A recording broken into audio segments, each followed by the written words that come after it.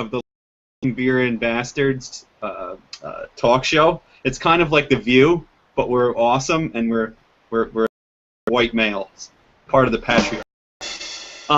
His foyer and his French doors and his superior internet connection.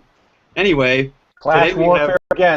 Episode yeah, no, I mean, you know, I am the 99%. Who are you, pal? I'm the 0.0. Here I am with Matt Palumbo, who is the author of, I'm going to plug his book here, The Conscience of a Young Conservative, a very good book. How long is this? Look at this thing. There's notes in here, but anyway, then we have Michael Lee, who is the admin at Being Classically Liberal, and Unbiased America, and Being Liberal Logic, and just about every other page that you probably follow. Matt's probably an admin there. Also, I want to introduce Michael Lee. Michael Lee, the admin at Being Liberal Logic. He's known for debunking being liberal means because they're stupid. Also quite inspired. I don't know. He's got a little angel halo there behind him. I don't know what that is, and he's probably being Japanese beer. What are you, a hippie? Yeah. Hippie, I love your beer. Get beer. He just drinks bottles of scotch instead. Kevin is the purveyor of does a relatively good job for somebody who cannot read. We are capitalists who contribute an awful lot. The purveyor of We Are Capitalists, Jason Hubbard, is a fine-looking man. He works out religiously. I'm jealous. And then we have our Nicholas Stenkamp, who is the purveyor of the show Godless Liberty. You can find it on iTunes, Stitcher, Google. Obviously has a great audio system and a really handsome face. I mean, you really have a face for webcasts. The thing is, you and Kevin should probably switch more of the face for radio. I think I have a... What's the matter? Did I hurt your feelings? Kind of. Oh, sound effect on that one? That was good. That was great. So, Nicholas, about your show. Yes. You've got... There's millions of Liberty-based podcasts and shows to listen to out there. Mm-hmm. And I'm a big podcast listener, and I listen to a whole lot of podcasts, a whole lot of atheist podcasts, and none of them quite entertains me the way I podcast, and it's been growing really well so far. And we talk about serious news stories, but the bulk of it is we're covering really just goofy shit. It's a comedy podcast first, and then we're about liberty second. You know, okay. We have a saying, sacrifice. I'll say things on my show that I don't even like, that offends me. So it's certainly got a kick out of it. Well, yeah, it is kind of a comedy show. I laugh, but you have some substantive issues. You deal with libertarian issues. Somewhat. Yeah. I don't really get involved or too emotionally invested to the point, mainly so that way I can continue to make fun of it, because if we're not making fun of anything, then I don't really have anything to say that... By the way, Godless Liberty is hilarious. Kidding. Go on that show. You will laugh your ass off. Thank you so much, guys. You guys do great. You guys do much better work than I... Look, you guys are like the think... you know what I'm saying? What we do here. That's who we make fun of.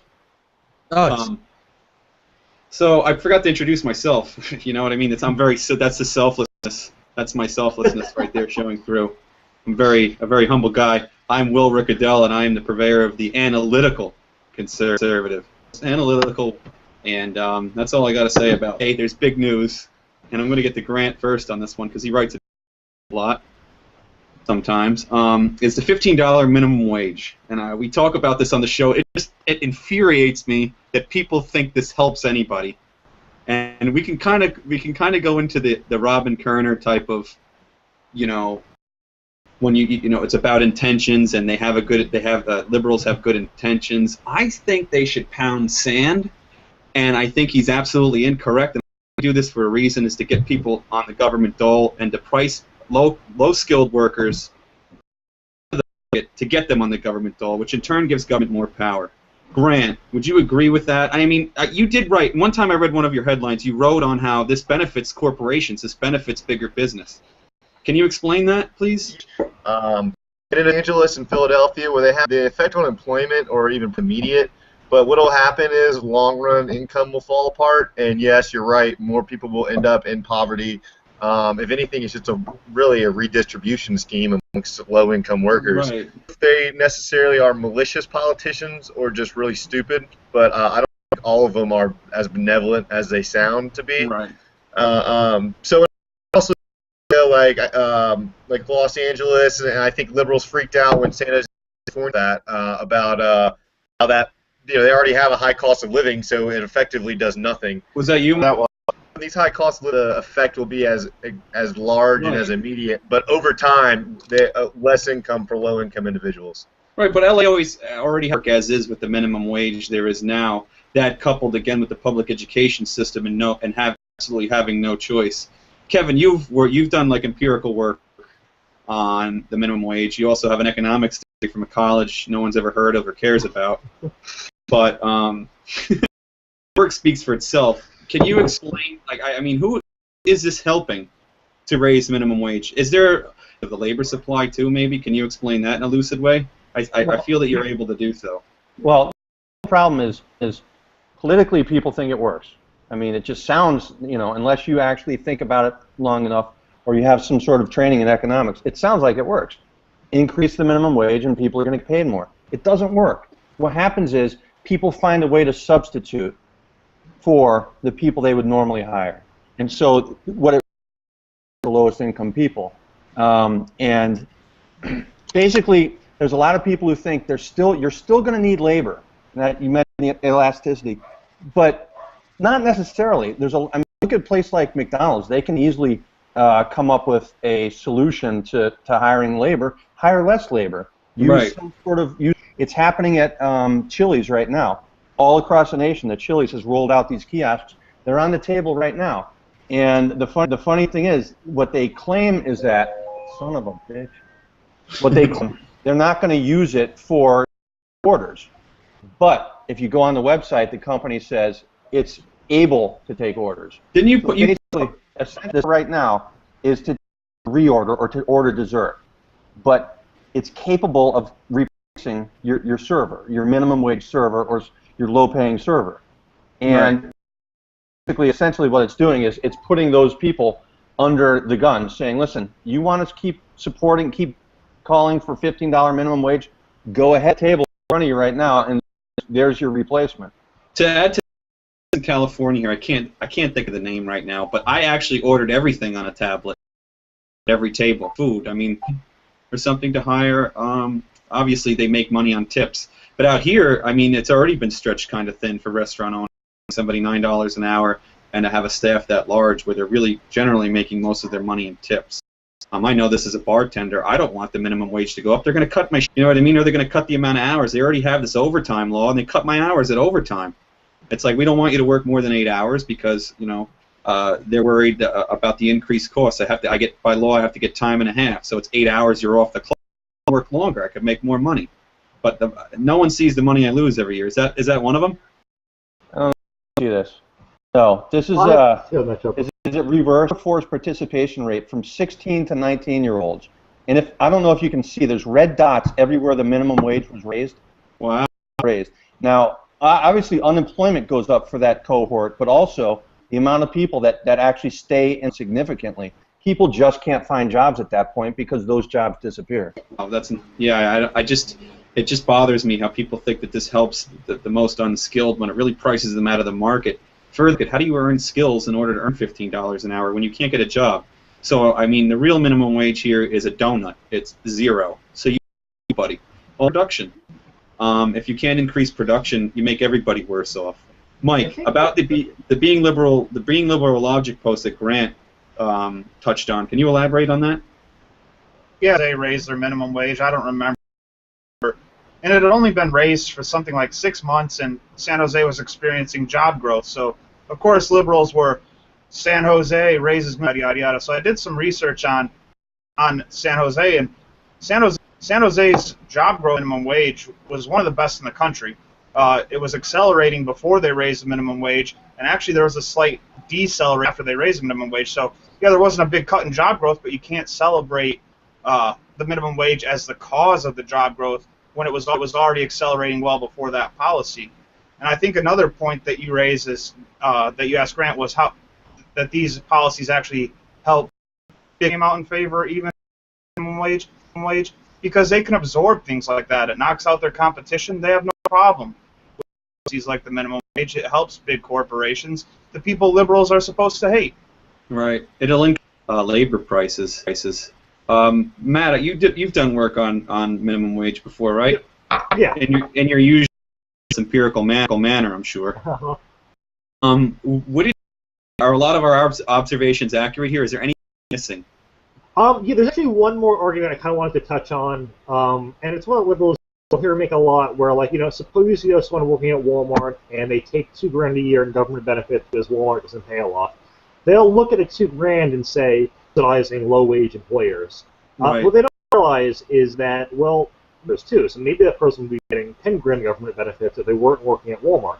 They never pay attention to the reduction in benefits from the existence of these crummy jobs, even though they're not enough to make someone completely not dependent. Point saying, well, if liberals really believe that, like, welfare was subsidizing corporations, why would they say conservatives are heartless or wanting to cut welfare because it's only helping corporations then? So they clearly don't buy that argument. I don't know who it was. I don't know if it was. I know that We Are Capitalists did a thing on this. Rarely mentioned is the actual cost of labor. Yeah, you see $15 an hour, but you don't see payroll. Go ahead. Yeah, I got a friend an hour like wages, but he has to pay, all these right. Workers' comp. He has to pay right. Much Insurance. Yeah. Did you? I think that was, I do remember that revenue, like 34% of it is payroll taxes. So, Right. I mean, if you pile that on top of them, I mean, small businesses don't stand a chance, and that's why we probably see one of the record lows of self-employment and new enterprises starting up. Just people can't afford it, so they don't want to take. Can you do me a favor of the libs in Los Angeles for me and the stupidity of their policies and how it hurts those most vulnerable? You're a quadriplegic in the nuts. I mean, pretty much. I was discussing. There was a story, and it kind of took off quite a bit. A story of a guy who ran. Now, was 21, and made a profit every single year that he was open, which is in it, and can sustain itself and be helpful to the community around it. In a free market, not really. Sure, it survived. Right. My liberal friends, who really are my friends, I really do love them, and I keep them around because they make me giggle so hard. And I was looking for it earlier because I knew you were going to ask me, and I couldn't find it. So I'm paraphrasing. But the gist of what he wanted to do was, he says, yes, this happens sometimes. What I would recommend he do is get a subsidy to keep him afloat for a couple of years until eventually, because everybody's making all this money now, they'll be able to pay more for the books, right? What? Right? What the fuck is the point of the myth? Don't understand something. That there's just something there. I don't know where exactly it happens in their brain. It's in their where they feel things. It's insane that they see something working, they implement something, it stops working, so they just try harder. Right. Never any, like in government, there's never a check. It's like, oh, this didn't work, try harder. Throw more money at it. I mean, we see this with Amtrak. This is insane. He wasn't even in charge of anything. Just a guy who wants to start a business, can't even do it. Government comic book stores. Mom and pop shop. Support your mom and pop shop. And then here they are effectively killing them. Dude, you know? Not need welfare is what I'm saying, sir. It's insulting. It's like, look, I went and bought. Look at this. I went and bought a Batman lamp, like from A Christmas Carol, right? Uh-huh. It's a leg. It's sexy. See that? You know what? You think the people that sold that to me deserve $15 an hour? No. Come on now. Everybody knows that people that spend money at comic book stores have lots of money to spend. I mean, I buy like 15 Batman statues. Raise the prices as high as you want, and everybody's going to be happy with Batman. They want to subsidize comic book stores. No, that's what you subsidize it, tax it, create a price floor, price ceiling. Just let the market work, for God's sake. They're killing me. I don't. I mean, we always talk about the intentions mostly on every show, and I've been hearing it a lot actually lately. I've been hearing people say conservatives think liberals are just dumb, or liberals think conservatives are evil. And I think this is how they try to control the message, is to make these conservatives monsters, while they're the ones, they claim the moral high ground. You know what I mean? And I think that's how their message, anybody even listens to their message, is basically predicated on that principle. I don't know. There's Pittsburgh.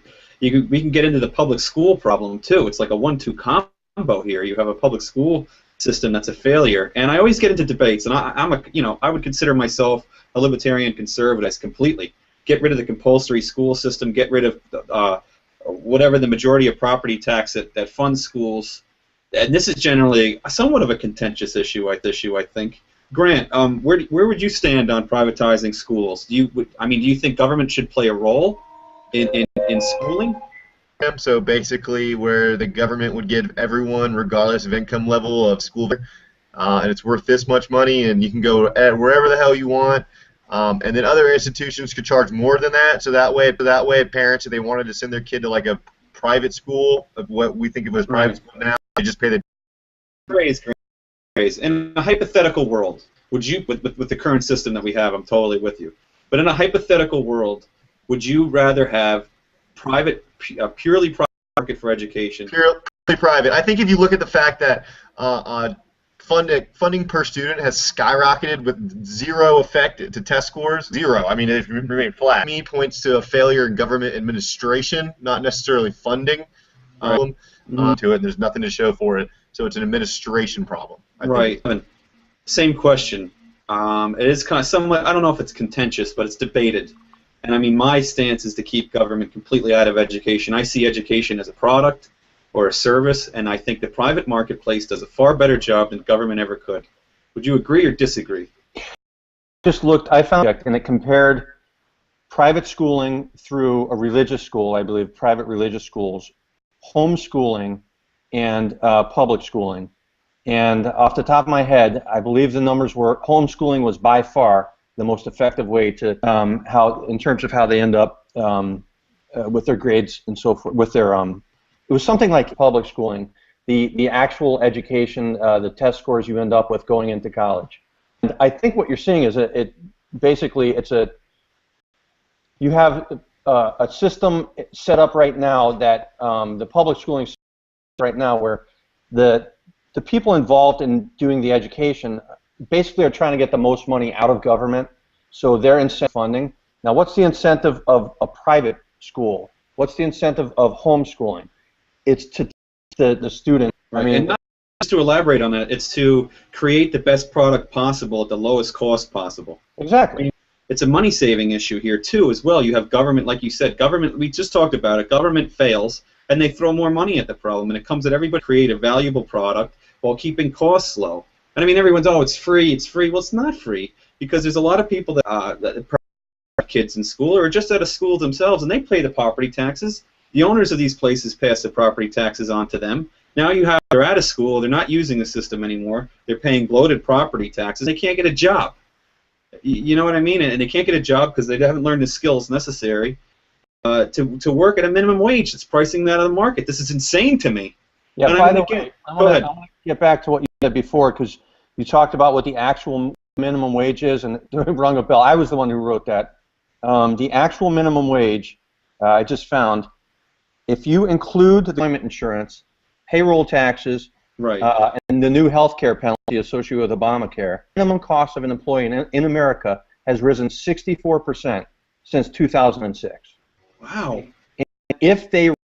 So let me hold on, Kevin. Let me stop you there. You're saying sure. all the costs, not just the minimum wage costs, the costs we see, but everything else, a charity payroll, or I'm sorry, payroll tax, workers' comp has risen 64% since 2006. In less than 10 years, 64%. Wow.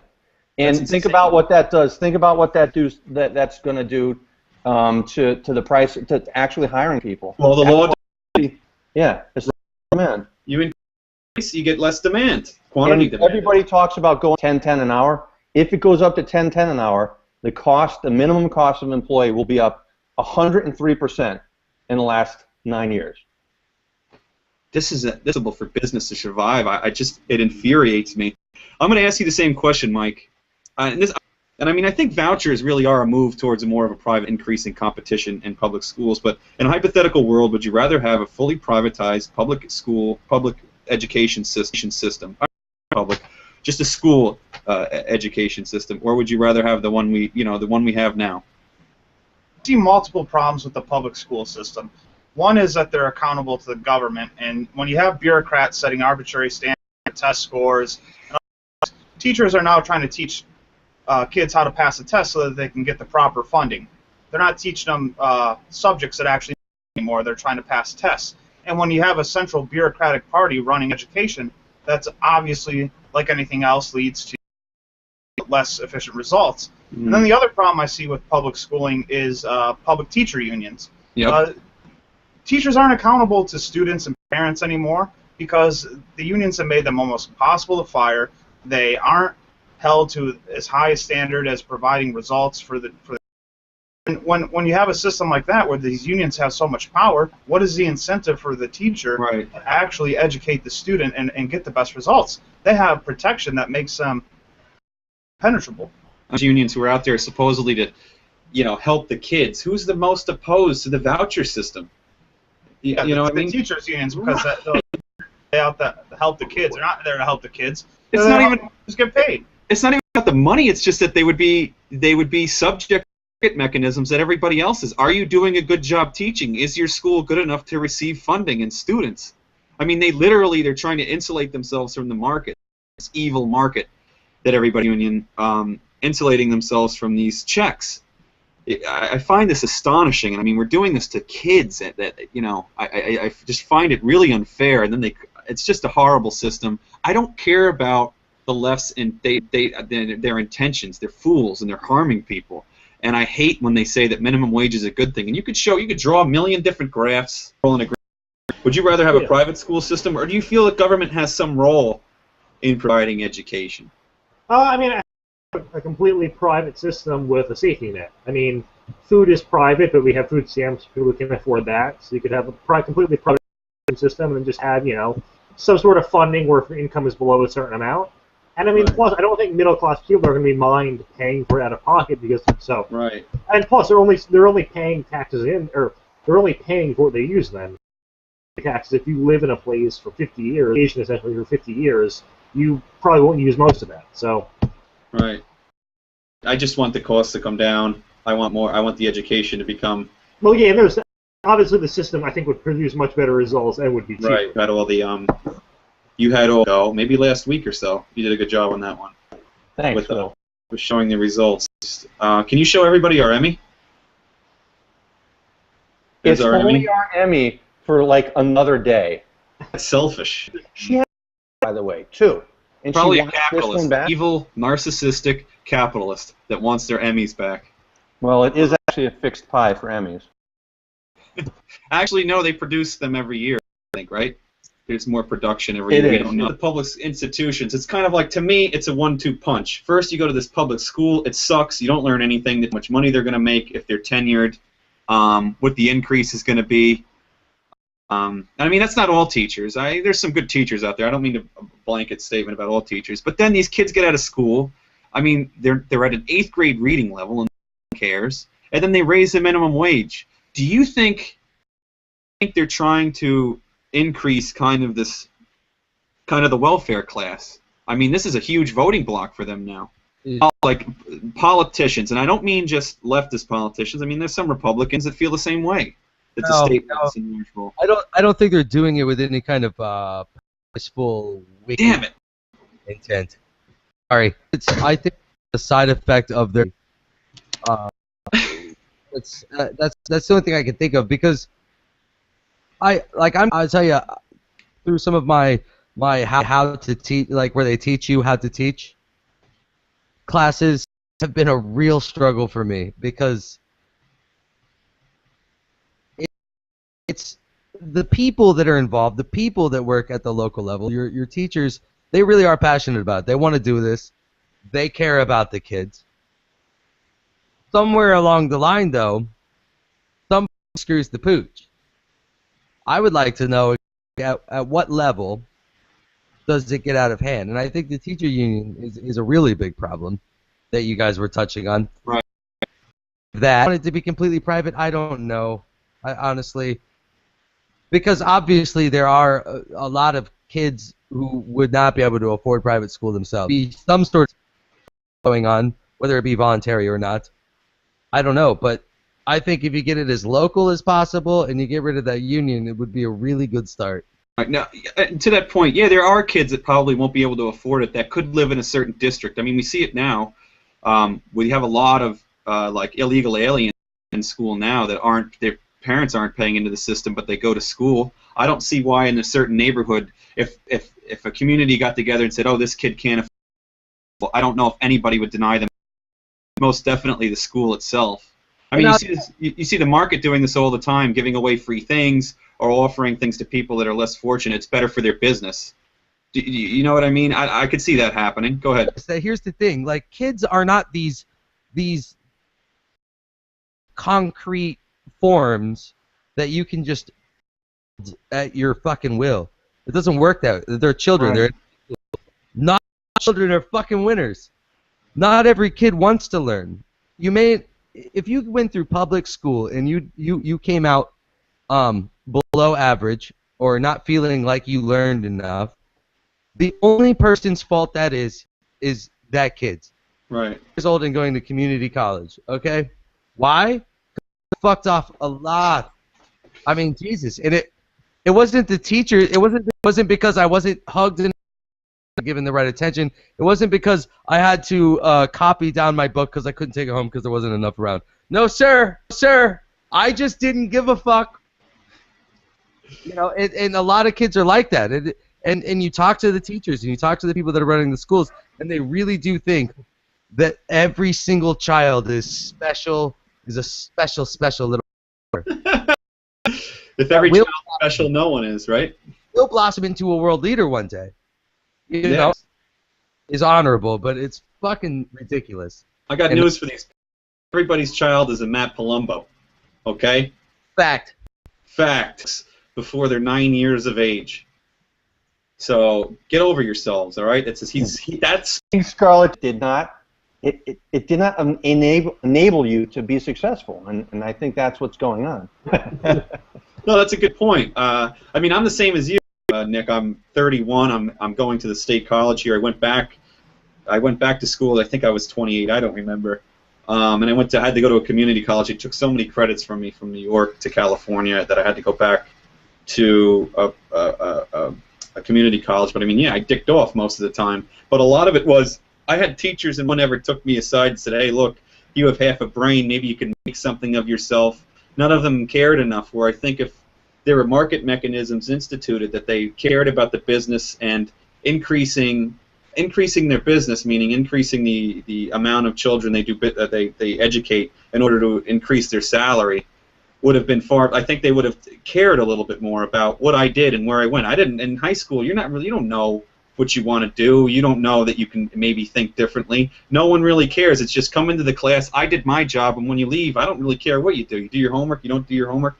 I don't care. I think that lacking is that hands-on approach for a teacher, where the incentives are, I need to help this kid. If I help this kid, other people will want to come to my school, and I'm going to increase my salary, rather than the incentive structure now. If my school sucks, well, they'll just throw money at it. Well, I am not saying that there's some great teachers. Mike, do you want to add something? Yeah, just to his point, there's a school in Detroit. It's called Detroit Loyola Catholic School. It's a private school, obviously. It's a Catholic school. They take in a lot of kids from Detroit public schools, which is a complete failure, and they have a lot of kids that are just like that. They just don't care, and they bring them into this school, whether by scholarship for athletics or whether because they were too poor and they needed some guidance, and they take these kids and they go from the Detroit system into Detroit Loyola, and they mold them into some of these alumni that have come out of this high school have done great things in the state of Michigan, when if they would have stayed in Detroit public schools, not credit, probably would have amounted to nothing and ended up in a gang or dead. Yeah, there's kids out there that don't care, and you can't change that, and I'm sure that'll never change. Don't care, as Kevin alluded to, because they're just in the wrong environment, and they haven't been molded enough to care. And I think that's a great point that Kevin made. And if you get these kids in an environment that's better, like Detroit Loyola, maybe some of them still won't care, and I'm sure that's the case, but you set up a system that at least fosters a better environment for these kids. Place, though, as a means to ameliorate those environments, to mitigate the externalities, per se, of the public institutions where they don't provide that environment. They have no incentive to do so. Do you see the private marketplace as a suitable alternative? Oh, absolutely. And you think Detroit Loyola, they don't make any money. Schools that they charge high tuition rates, and they have an economic incentive to provide a good education, because otherwise they won't get any students. But this school is mostly charitable. So if you had a system of private schools, and even if kids can't afford a certain private school in their community, there would be schools like this in the country that would be taking these kids and better guidance, and it would be free of charge for these kids. And it's just people that care, because people do care, whether it's a private school or whether it's a charitable school. People care, and you see that in private charity all the time. It wouldn't be any different in education. Now here's my point too. Now I want to get back to the intentions, because I like this part, and I want to convince you guys that I mean, look, the liberals have every incentive to support teachers' unions, to the Democrat Party. It destroys the school system. You have less successful people, certainly in the inner city. Vouchers, so you have these people in the inner city that cannot earn the skills necessary for the ever-rising minimum wage, also instituted by liberals. And then you get this thing where they say, oh, well, it's institutionalized racism. So here now they have another thing. Oh, it's institutionalized racism. We need more government. And a lot of this stems from, obviously, government policy. So these things just happen in perpetuity. And then they're going to say, it's the white, then they get this white patriarchy, it's the evil 1% Democrats thing. I think in every step of the way, this benefits the liberals for emotional issues and demagoguery. Agree with that? Do you think? I mean, how does this? There's a congruency between each issue, and it all stems from these liberal policies, and then they use it against the other side, against usually the market advocates. Oh yeah, I mean, nothing's going to get better as long as the unions have influence, because their incentives are not to increase outcomes, but just to increase funding. So. Right, but can you see how the liberal wholesale, meaning they support a lot of the roots of the problems we see today, certainly in inner city communities. Can you see that translates into this institutionalized racism thing, on this mythical or cosmic white patriarchy when they're the ones? I mean, you're saying the problems, or the root cause of these problems is the school. It's getting blamed.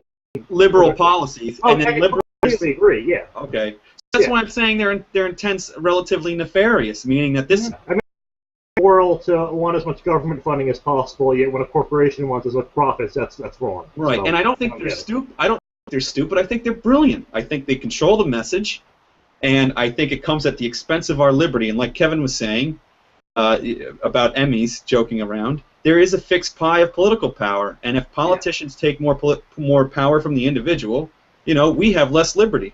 I mean, the politics aren't the Koch brothers or Shelton the Democrat Party, who don't want any sort of tort reform or anything, that make a ton of money on higher insurance rates, which raise the costs of take over medical care. This is insane. I'm telling you, their intentions are bad. Kevin, do you agree with me? Because I know you disagree. No, out the Democrats.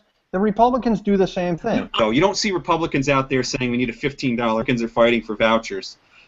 So, I mean, look, yes, there are certain Republicans, no doubt. I'm just saying it to, I mean, it's the left, okay, statists of both parties. You can look at it that way. I mean, Hayek was a socialist of both parties, so we can look at it that way. But it's mainly the left that does this stuff. We want the minimum wage increase. They say they want new regulations. The right says they don't. But when the right comes to power, do we really get anything wrong? I mean, there is differences in ideologies. The establishment, the people in power, have the incentive. And here's like I'm sorry, I don't want you to interrupt, but I'll go back to the same benefits of increased power to the Democrat Party and their policies also help the Republicans. I mean, they don't want to really change it; they just want to run it. No, with the Patriot Act, I mean, you've got a ton of people, and I know there's people on this panel who believe the Patriot Act is a good thing, but what it is has been a huge increase in government power and the ability of what they want to listen to what we're saying, and you've got the people who claim to be the party of small government and want to have it become the law once again. I know Rand Paul is standing up lip service or what, but you got the Patriot Act right now. It's being discussed. They're the biggest expansion of government power in years. Right, Patriot Act. I'm not a fan of the Patriot Act, only insofar as the government doesn't follow the law. The Patriot Act was foreign communications into the United States. It was never domestic communications. It was people that were not protected by the Constitution. And with the government, whether they pass the Patriot Act or they don't, I think they're going to do it anyway. Look at the government passed a law, the Patriot Act, and essentially did their own thing and pointed to the Patriot Act. That's why we're doing it, because this gives us the power. Nowhere in the Patriot Act that have this collection of metadata. Right. It's in there. The federal government, they do not follow the law. Unhinged, they do not. The people, the body politic no longer permeates the federal government specifically. They took so much power away from the states over the years. This progressive movement has done this, and I don't want to sound like an alarmist or I'm crazy, but literally the republic is crumbling. You used to be bomb every, and you are shaking. He can't help it. Look at that jawline. He was born Republican, man. Look at the neocon chin there. Look at that. That is so neocon. Dude, I am the only homeless white male in the entire country. I swear to God, I wrote a check to my landlord, and I just put in the money. I just put white privilege, but this guy wouldn't take it. Now, if you ask me, Grant, I want to get to you. You know what? Let me ask Nick. The conversation that Kevin and I just had about the government, and I'll get to you, Grant. Again, and I want to talk about your picture on Kevin's meme and how good you looked.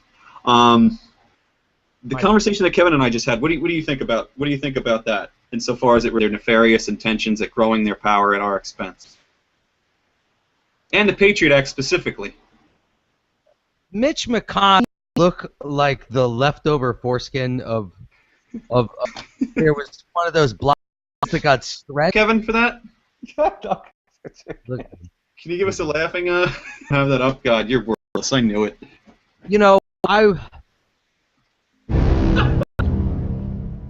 Something nice to say about it is one nice thing that we can say about what's going on right now is you can see a clear difference in the attitude of Congress towards this legislation from 10 years ago. I think there's a significant improvement in the awareness of the shittiness of this fucking bill. Okay, yeah. Okay, now they're reading. We got applause button, Kevin. It's 10 years. That is awesome. We got him to read something, so we're there, right? We got that Rand prick, right, filibustering and doing his damnedest. Even though I don't stand with Rand. Comment here in the chat. That's pretty good, Nick. Good for you. I mean, I like that they're trying to stop it, but come on, with ourselves. Even if they stop it, do you really think they're really stop? No, but I don't think they'll anymore. I think they'll do whatever they want. Ocean. Grant. You guys gotta go to his show. Godless Liberty is fucking hilarious. I swear to God. I mean, I'd say this to a lot of people. Actually, Jason and I talked about this one time from WAC, and I mean, he vehemently disagreed with me. But I just really think that they ought to, okay, again, the socialists in both parties, to use a phrase, I really think they have nefarious intentions. I think they're self-interested, just like the teachers, just like any other conglomerate. And I think they do these things like the minimum wage, and I mean, the president is one huge demagogue, that's a populist. He knows literally nothing about the Constitution. This guy was a constitutional lawyer. Oh my God, compared to that guy. Grant, do you think they have nefarious intentions? Oh, come on.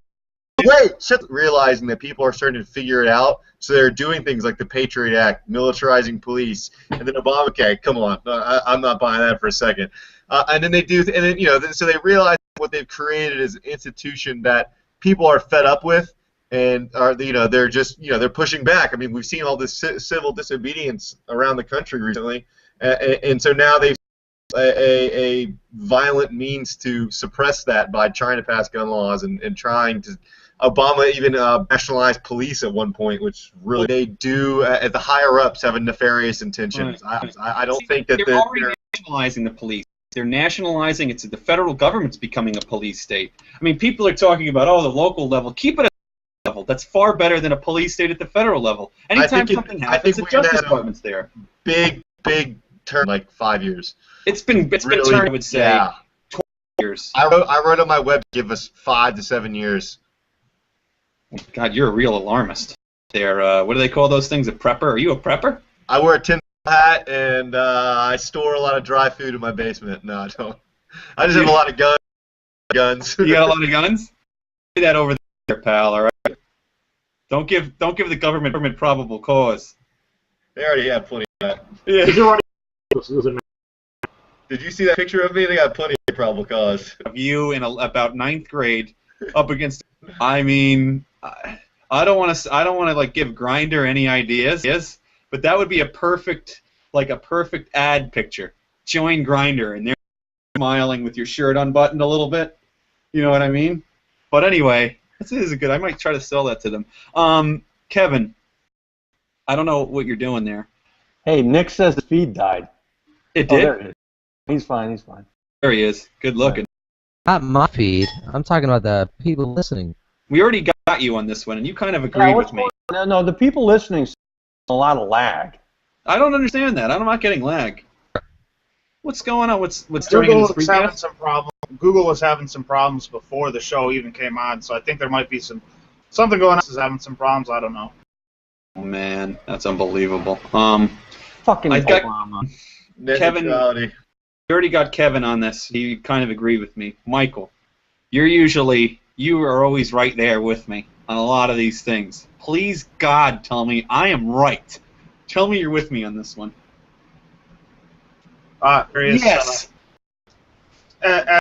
Setting up a police state or a surveillance. No, as to again the congruency, and I can't remember the term. They use it in law, and or in economics. It's something with proportional like incentives, meaning that again, what I said to Matt, that it stems from all these problems stem from government policies, and then they use it as an excuse for more government, stemming from obviously public schools, minimum wage laws. Then you're getting into it's institutionalized racism. Who do we blame? Let's blame the white patriarchy. Let's blame the Republican Party. Let's blame conservatism. And I really feel that. I really feel that the left specifically, and yes, I'm not excluding Republicans, them too, are doing this in a nefarious manner. It's like, well, if we can grow our power at their expense, by doing this, it's both parties that are running government. I mean, the scope of government has really increased. I mean, if you over the last 25 years, over the last 15 years, it's been insane. Go ahead. I'm reelected, and whether they have to do that through getting corporations to donate to them, or whether they have to do that to say that a $15 minimum wage idea because they think that the population will support them. I think it's nefarious in that way because I don't think that there's like a nefarious group of congressmen and the president getting together and saying, well, how can we screw over the people the most? How can we get more power? I don't think that's happening. I do more power, and I think they collude in order to do so. I mean, there is a process of universalism in Congress where they'll just take money from everybody's district and no one says anything about it. You know what I mean? Like, it doesn't matter. Work that, and no one sits because the other guy does it. But wanting power is a natural human emotion. I mean, it's been going on for a long time. Right. I don't think their main motivation is that they want power. I think that they want to be in a position of power, yes, but their main motivation is to be a politicians. There's a rare few, and we probably know them. And there's a huge constituency of people that want the government to have less power. There's no doubt in my mind.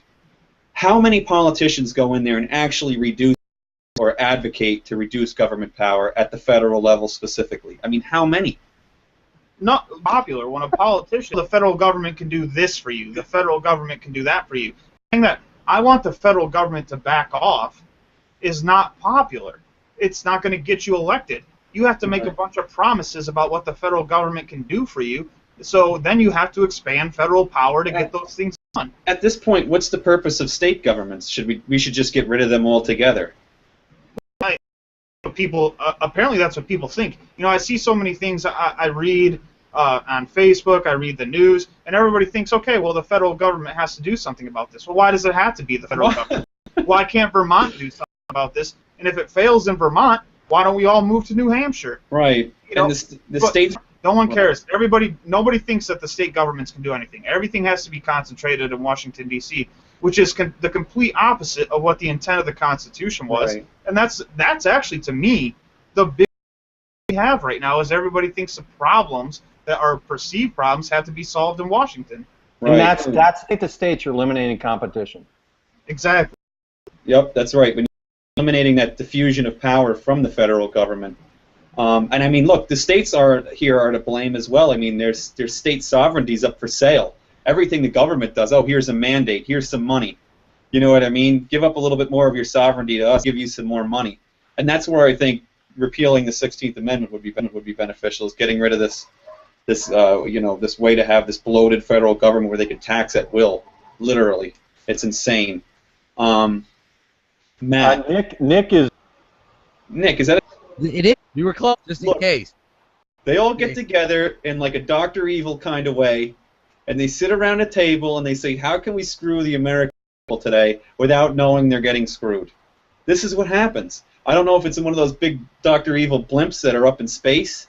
I have no idea. I don't know if they have sharks with lasers on their heads. Maybe. I think that you guys are, you're always alluding to this thing like they have some sort of evil overarching plot. So we're gonna get you. No, they're really just dumb, man. Like I think I'm sorry, I don't know his name. The Liberty.me guy, the one that looks like Friar Tuck.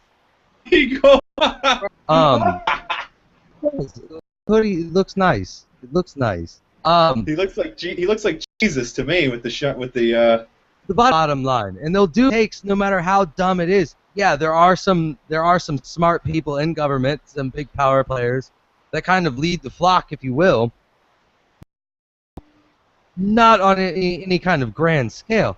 I mean, you know, bingo games are. It's not legal for a bingo game of bingo, to go longer than 5 hours in North Carolina. Okay, an entire hierarchy of paperwork was shuffled to make that happen. An arrestable offense. You can't tell me that the guy that came up with that is trying to take over the world. I'm telling you, that's some Bilderberg Rothschild. That's what I'm trying to say. Bullshit. Nick is right. I'm sorry. The amount of people that it would require to do that. Yeah, 4-5 plus the president. Wow. And then, so yeah, that's about 454 people. They're all evil. Yes. Anything right, but they can collude to take over the world. Yes. That they can do. No, they can collude to take all our liberties away. Why can't they do anything else right, though? One thing that they do right. I'm not saying they can't. They don't want to do anything. Entire world. They want to. Can't believe that. They want. I hate Matty. He's quiet over there, probably thinking I'm a nut. But I literally hate you, Kevin. Maybe the most. No, actually, I don't know who I hate the most. But I mean, look, you guys never agree with me. I'm clearly the crazy one. I don't think that I should be nice to when I talk to libs, and I think that the government has nefarious intentions over the people. And I think it's time for the Declaration of Revolution. Okay? I'm calling here for a revolution. Well, I'm going to be. Adam Kokesh, you're about to get a. I mean, it was sold as for the purpose of national security, and yet something like 98% of the time it's used, it's for drug-related offenses. So that certainly strengthens your point. The government. Can somebody explain to me how it's become utterly lawless and why? And is there voting them out of? If re-election's the thing, yeah, and the people are a lot to blame. But I mean, they're doing things that are just outright lawlessness. If you look, they're not following the law. They're unhinged from the people and the Constitution. And you have to ask yourself why that is. You know, self-interest. I mean, there's just as self-interest as anyone else's in any of their jobs. Why would they want less power? I mean, I think that they would contrive every way to get more power. Is that a correct statement? I mean, I don't want to ask Kevin that because he's a nut. But maybe I'll ask Mike. You seem more level-headed. Well, I mean, yeah, they want more. Everybody wants power, Will.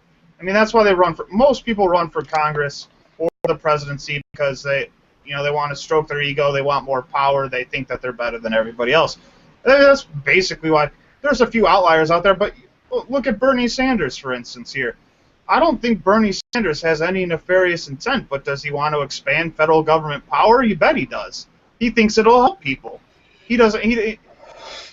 This is the thing. Some of these other politicians aren't as sincere as Bernie Sanders, but that's the way to get votes, is to tell people that the federal government can help you. Let me ask you guys a more pointed question then. The housing collapse.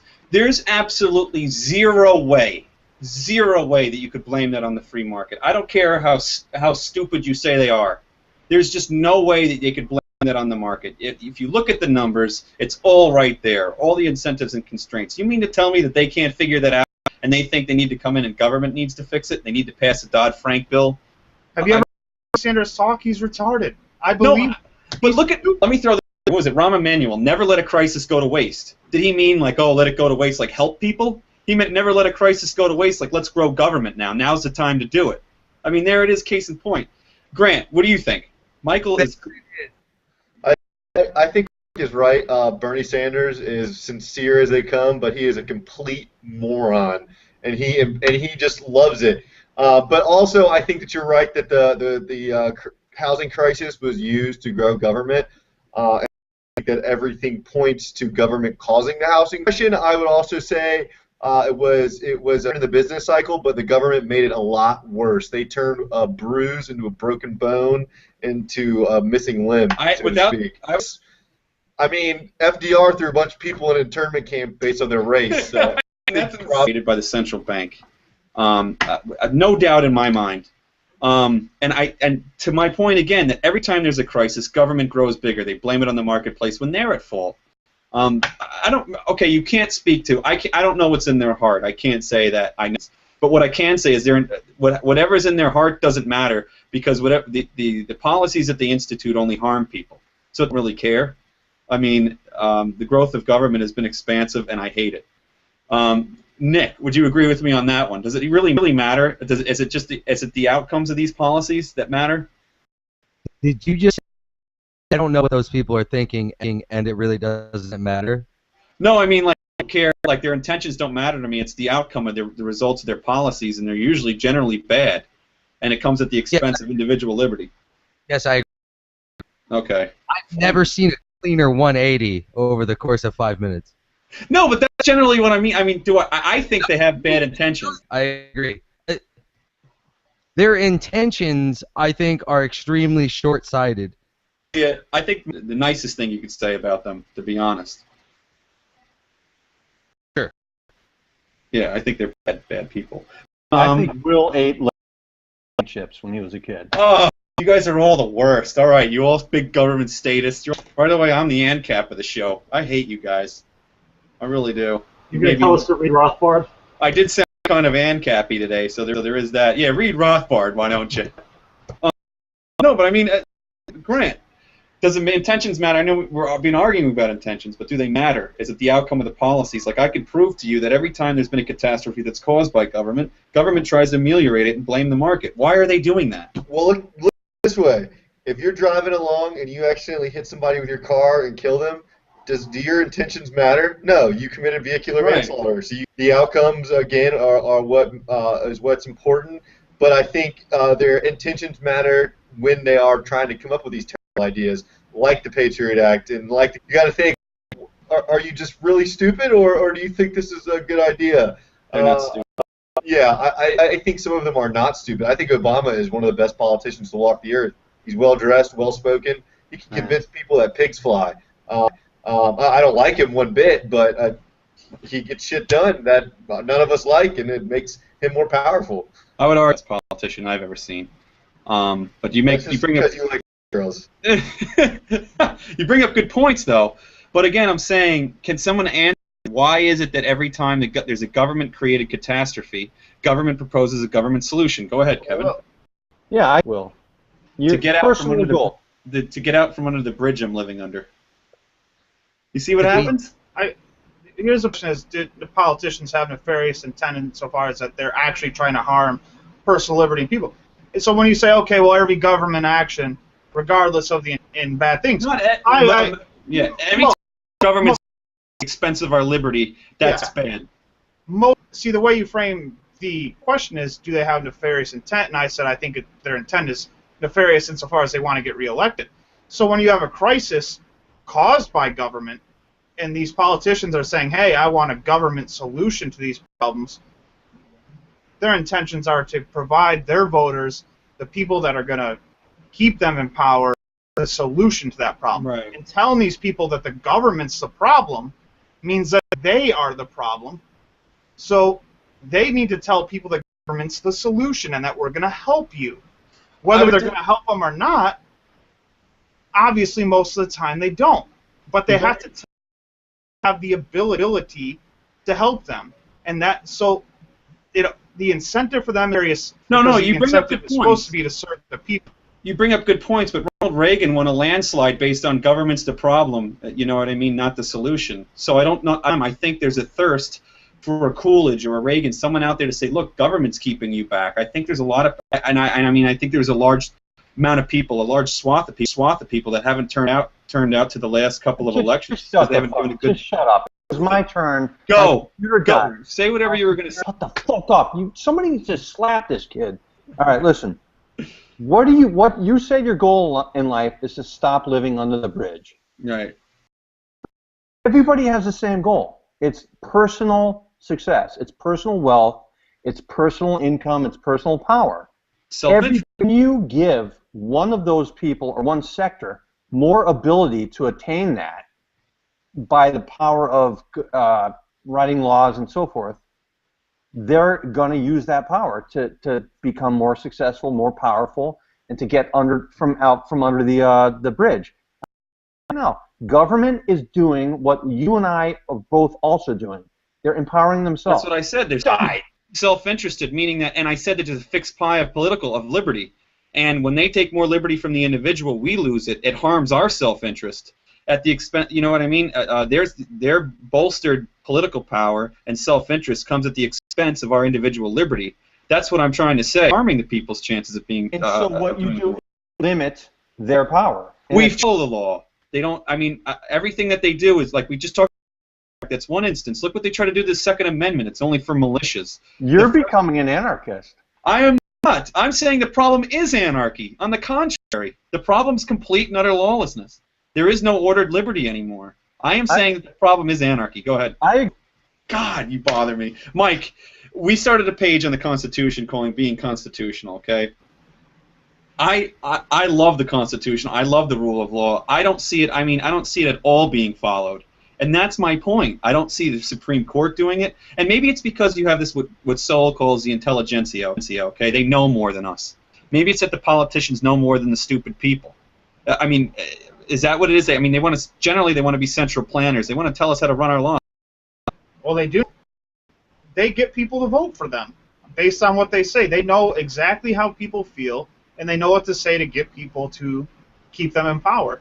Yeah, right. That's what they do. That they don't care about following the law. They care about maintaining their own place in power.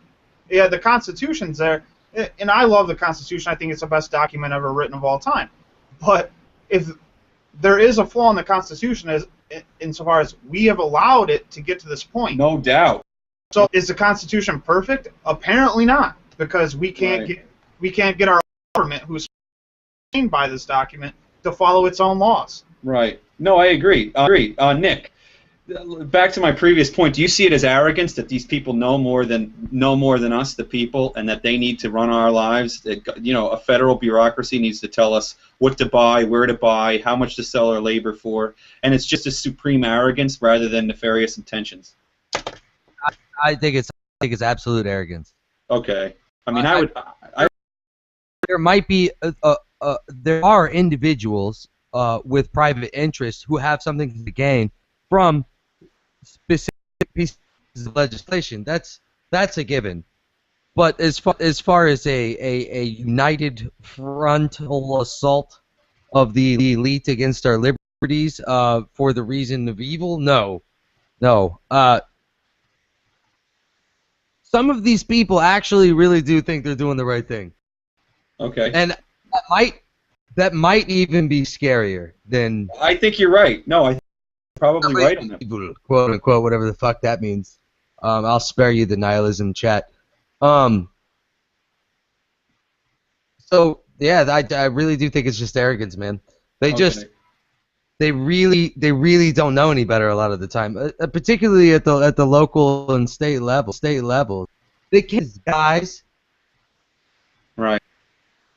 When I can speak better than them, we have a real problem. Right. Well, and Grant, I want you to speak to this one, and Nick, I want you to listen to this too. I mean, to bolster my point, whenever you've had this collectivist sentiment, you've had this arrogance amongst public officials, you've generally had evil regimes. If you look at the Bolshevik Revolution, you look at the fascists in Europe, you look at the fascists in South America. When you generally have these people that are as arrogant to say as they can plan our lives for us, generally you get as an evil regime. I'm not saying that necessarily that's what they're trying to do in Washington, but the growth of government it's really picking up, and I think it's leading to that ends. Where, I mean, you get constitutional rewrites. We get a constitutional rewrite every time the Supreme Court convenes. So that's my point, is that, again, the republic's falling apart, and it makes me nervous. Go ahead. Okay, different parts of the world that have grown into these control freak regimes that we know, we commonly refer to them as tyrants because they just thing at some point. If you look at how they got to that point, though, it was either a fast climb or a slow climb. You look at the Roman Empire of growth, right, which is what our government is doing right now. But then all of a sudden, when the support drops off, when the public support drops, it goes from a growth phase to a defense phase, to where it just hangs on to what it has, right, to keep from being violently overthrown, right? And there is a definite shift of when that happens to a government. That hasn't happened to our government yet. They're not worried about us shooting them yet. When that happens is when the changes and the intentions of the government will change. And they're already trying to do that. Oh, are they? That's weird. Nobody's trying through legislation. Take your gun out to your driveway and see what happens. Take a gun, into a post office and see what happens. I mean, you can. Go ahead, Grant. Now I want you to answer that question, Grant. I mean, just basically based on history when we've had central planning. Kevin, get off the phone. Go ahead. Well, I don't think that the U.S. government has any sort of short-term malicious plans, and like we said, if there's an economic collapse and people are in dire straits and there's a reason for us to start shooting them, then I think it will come down to the point where, or it could come down to the point where it will rest on the backs of people in the military and people in the police when the politicians are saying, hey, these guys aren't following the law because look at them revolting against what we're trying to do. Just shitty government to violent government. That's true. Matsu, the internment of Japanese. No, I don't really ever see that sort of internment of Americans ever happening. But just as an example, that's government colluding. I mean, you have FDR who ran for 69 terms, wanted to stack the Supreme Court to get whatever he wanted. I mean, he really believed that this is how the country should be run. And then next thing you know, you see Americans sit in camps, insane. Politicians try to accomplish similar goals, but in a more underhanded manner. So they don't run for 3 terms, or they don't intern people they don't like. They basically put their friends into power and then give handouts to. Harry Reid gives a land grant to some Chinese company who gives him millions of dollars, and it's just sort of a favoritism game. I don't think it's necessarily any violent intentions, but it does come at everyone else's expense, whether they care about that or not. Clearly, they don't. Right. Okay. Kevin, you're on the phone with absolutely nobody because Who are you on the? Who is that? All right, moving along. My point. You heard my examples I brought up. I could bring up Korematsu, government working together. I know the intentions of maybe FDR weren't bad intentions, but it happened. I mean, it was government colluding with one another. It was the Supreme Court colluding with the executive branch, which is not. They're supposed to be separate and distinct. Otherwise, as an argue, you'd have tyranny. So, I mean, you see that now where the president's circumventing Congress. The framers would call this, tyrannical action. What are the reasons? Just out of arrogance? Do you think Obama's arrogant, or do you think he really doesn't care about the people's input? That he knows more than the people? I mean, and what are his intents? Somebody like that. That's despotic in my view. I think you hit it on the head. I don't think that the intentions are nefarious. They want to harm people's liberty or people's lives, but they're nefarious in that, yes, they are arrogant. Oh, you can see it when Obama talks. He thinks that he knows how people should live more than they do. He thinks that he has every solution to every problem for every person in America, and he thinks that he knows better than they do. Of course, yes, they are arrogant. They think that they know how to run the country better than everybody else. I don't think that that's with bad intentions, like, well, I want to harm everybody's liberty. But yes, it is nefarious insofar as, yes, I want to run the country the way I see fit because I know how it should be. And you debunk a lot of this stuff, and isn't it clear for you to see how these have negative impacts on society, a lot of these policies? Why is it so hard for them to, they're not stupid, why is it so hard for them to understand that? Whoever, I mean, it takes a pretty special person, I think, and I have a hard time doing it and admitting that I was wrong at one time. I'll take, for instance, it took me a long time to admit that I thought that the gold standard was a bad idea, and I had a hard time admitting that I was wrong. And politicians, these people are trying to get reelected. They're trying to maintain their power. And imagine going out in front of 300 million people and saying, "Look, what I told you was the right thing to do. Well, that was wrong." They don't do that. They're never wrong. You say when they get elected, it's like, well, I can't change my platform now. No, and even if they change their mind, they find a way to justify it as if they didn't change their mind. For instance, you look at Bush, the platform that he ran under, and what he finished under. He'll tell you in his book, he'll tell you in interviews, I didn't change my mind at all. I was doing exactly what I meant to do the entire time. He can't admit that he was wrong. He'll never admit that he was wrong, but he'll try to justify an opinion and make it sound like he didn't actually change his mind. He was just doing the right thing and what he intended to do the entire time. We all do the same thing. That's the key. When you understand a person more power than another, they're going to do the same thing. Yeah. Now, you do a lot of debunking too. Can you see somewhere where you're thinking, how can this person be this stupid? Basis. So what do you think? What do you think goes through their mind? Is it their constituency and they just want to get reelected, so they'll peddle garbage? I mean, I don't care what. I just don't think that a person with any sort of principled just go out there and peddle what they don't believe in just to get reelected. I'm sorry. I think that would be. You'd have to be a great actor to do that. I mean, honestly, I think that's what most are doing, at least to some extent. Right. I mean, the truth is not an issue. Right. What currency is right? They're getting paid basically to represent a certain side, and they kind of have to do that no matter what. Except. Sorry to disagree with you. I disagree. I think we all do the same thing. But they're different. It's that they're trustees of the people. They take an oath to uphold. It's not like me and you. They take an oath to uphold the Constitution. They have a duty. They're a delegate. It's a demotion to be a public servant. So That's if you public became service. a public, God help us all, you would somehow be a better person than all these politicians? I'm not saying be a better person, but I would adhere to my oath of office. And Everybody says that's what it is. There's That's very- who you elect. If we elect Ron Paul, Rand Paul, whatever Paul you want, they're going to end up the same as all the other people. I mean, not the same. I don't agree with Enrich themselves. I don't see him out there saying, "Oh, we need more government. Elect me, elect me." I don't see that happening. I actually see him running on the opposite and winning. Massey, Gohmert. I see these guys winning. Mike Lee, Ted Cruz. I see them running on an opposite message. He's a great guy, and he's very principled, and he's even said he doesn't care about getting reelected. I think that's why. And almost doesn't. See, not every politician has the guts that Justice Amash, because you look at Congress has a re-election rate, incumbent presidents have a great re-election rate, and politicians are going to do what they think they have to do. Now, Justice Amash is an outlier here. He's principally re-elected. He never will care about that. The problem is, how many are there? How many out there are like him that do the same things as him? And he's even told me, I've had a with him where he's like, I try to convince. I had a different representative. He's my district now, but before him, I had a different representative, and before Reed was an establishment politician, and he's met with Amash, and Amash has told him, look what I'm doing. I can, and I still get elected. You can do the same thing. And people don't believe him. They don't have the guts to do it like he does, and that's the biggest problem. He takes being a public servant seriously, whether he's right all the time or not.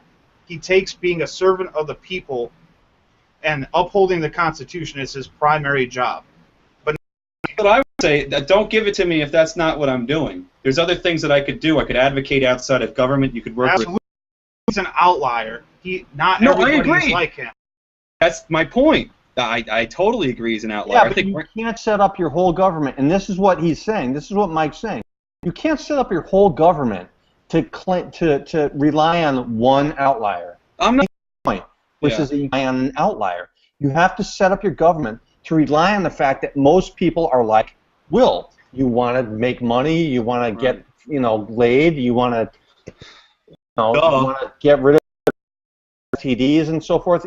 Everybody, you have to set. No, but I'm trying to make a point. You have to set up your government to assume that everybody is the same. 110 years of this nation, it was a demotion to serve in the House of Representatives. The president largely did nothing in the 19th century. That really wasn't a big deal at that time. It was, I mean, you had obviously Lincoln with expansive powers during his commander-in-chief war, but I mean, you really had a largely innocuous federal government. It was really until the Fabian Socialist movement at the turn of the century where it started to grow this enormous power with that half-wit Teddy Roosevelt. I hate that guy. Anyway, I could get into the history of it all day, but I'm just saying this is not how our government was intended to run. That's a huge problem. So I really wouldn't know how to go back. To go back to the Constitution, we're so far in the breach. If there was a solution, how would you solve the problem? Will. You got a real big problem. Okay, this entire time you keep go back to the Constitution. Go back to the Constitution like that's some sort of objective pillar in your mind. But the problem is that objective pillar, it's in your mind. Not everybody agrees as to what exactly the Constitution even fucking means. So we want somebody to go back to the Constitution. The issue that you will find with that argument is that the politician that you're saying isn't following the Constitution, well, he thinks he is.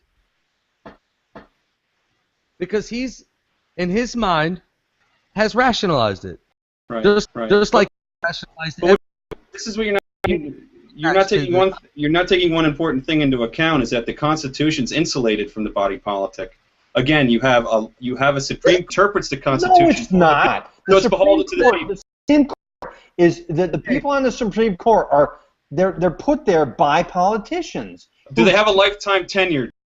Yes, they do. So what you're saying is, if some crazy you should be on the Supreme Court, you are therefore going to have your say is going to be the law of the land for the rest of your life.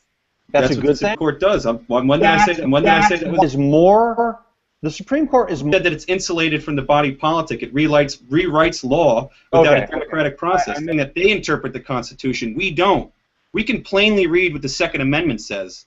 But whatever the Supreme Court says, if they want to change it, that's fine. Then it enforces the law, unquestionably. Again, it's all three branches working together. I'm saying that, to Nick's point, he's saying how far-reaching, bloated, lawless government that doesn't care about our input in the Constitution.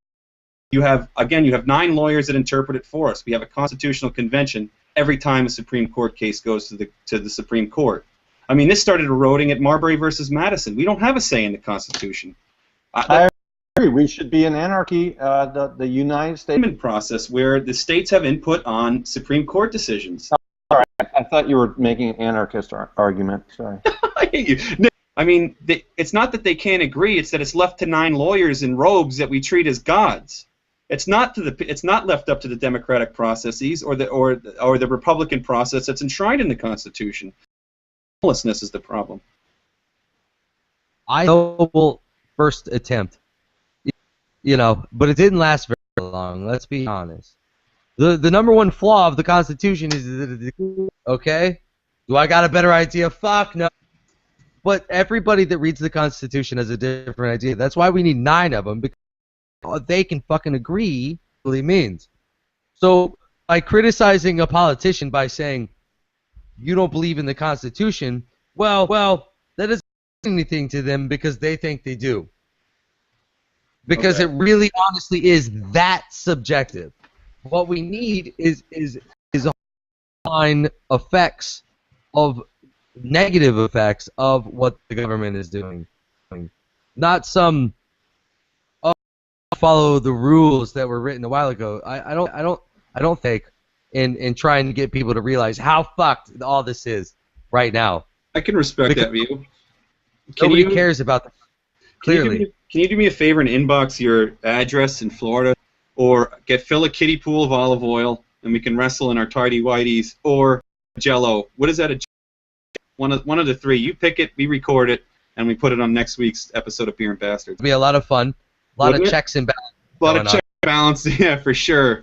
You know what I mean? A lot of body politic going on there.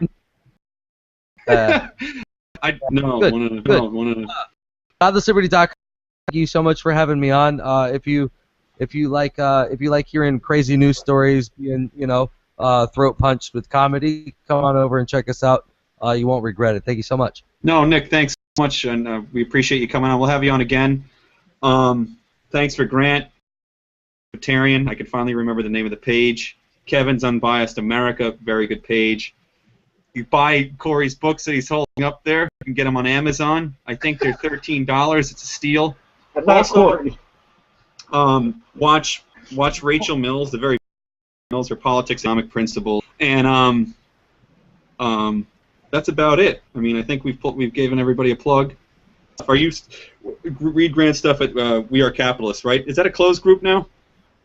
No, I just go to the We Are Capitalist page, and there's a link on the wall. Cool. And then follow Being Classically Liberal, and of course, the Analytical Conservative. What? Oh. Thanks for showing up, everybody.